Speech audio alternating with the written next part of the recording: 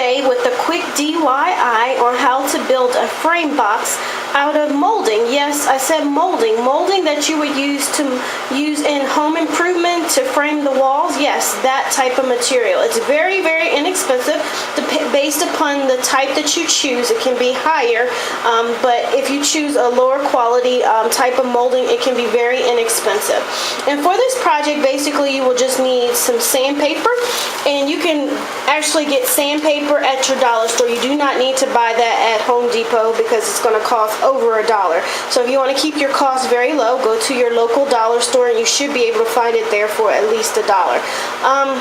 Also, you will need I have newspaper under my little sanding area here, and you will need, when you go to Home Depot, you can go to the Home Depot and you will need a measuring tape, and you will need a pencil, and then you'll just buy the molding. So that's pretty much it. It's not that much that you need to buy.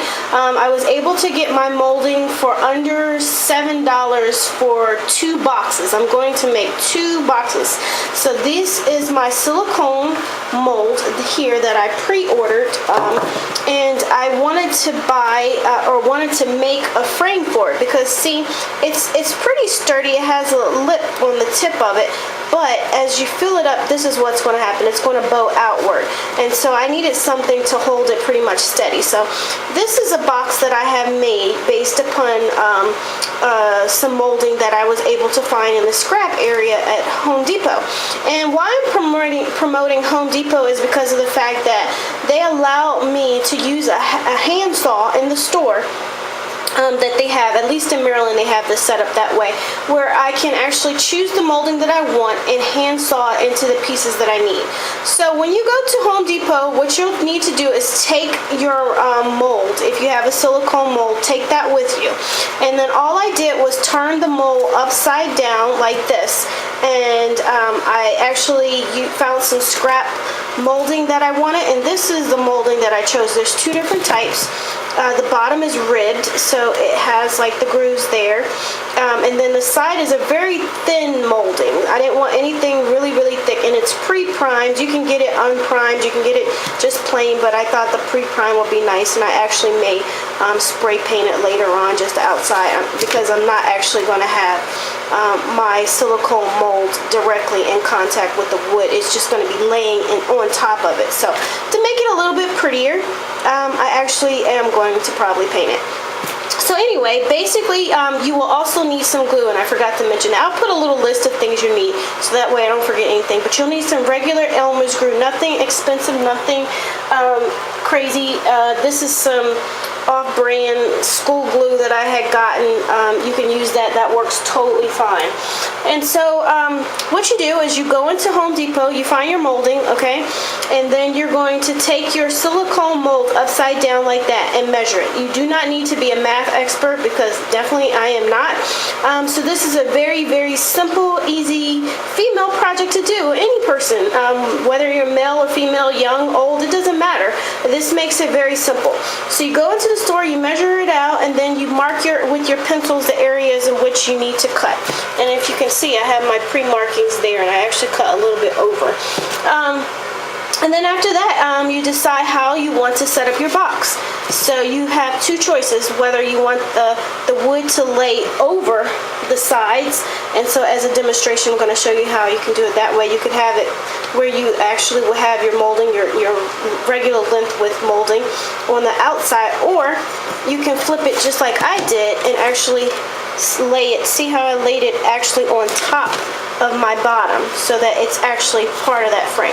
And then what I did was I actually used some Elmer's glue and glued the ends and into the to the base of the molding, so that it will stay temporarily like this. And then after I'm done, once it's totally set, which is almost totally set, I'm going to drill some really small screws. And you do need a drill, that's another thing you will need, or a hammer, but you need to preset your holes so it doesn't split the wood. So I'm going to set some nail holes into this, and then drill, hammer in about 1, 2, 3, 4 nails on each side.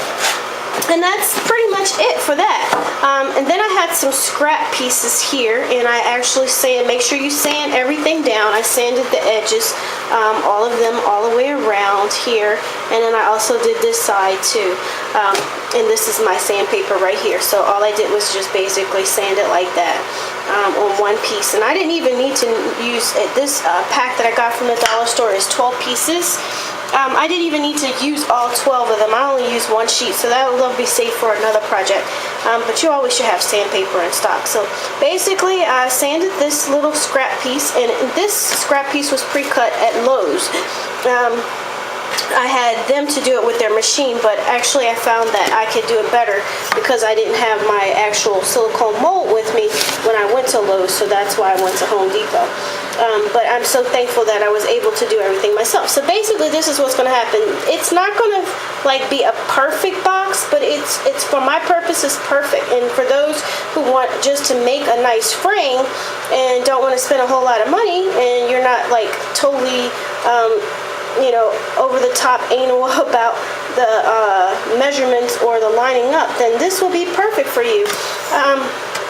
And so basically what I'm going to do is take this piece here and I'm going to hammer that into, I'm going to do the same thing, glue it on, and then once it sets, I'm going to nail it into there, and then that'll be it. And I'll be able to make 2 of these again for under $8. That is totally a steal. Okay, so hopefully this helps someone else, and I just wanted to share and pass it along. If you like this video, feel free to hit the like button below. Okay, so I just put some glue. I'm going to actually start to glue the sides of this box together. So I just put glue on the back of that end, and I have my end cap here that I'm actually going to frame out. And you can position it. That's the one good thing about when you glue it first. You can fix it and move it around as you need to. And that is it. And so now what I'm going to do is actually put some anchors, something heavy on this so that it will hold it stable, and then let it set for a few hours. And then, like I said, I'll come back and do my little pilot holes and drill in my pilot holes, and then I'll add my nails, and my box will be ready to be painted. Okay, just wanted to show you that.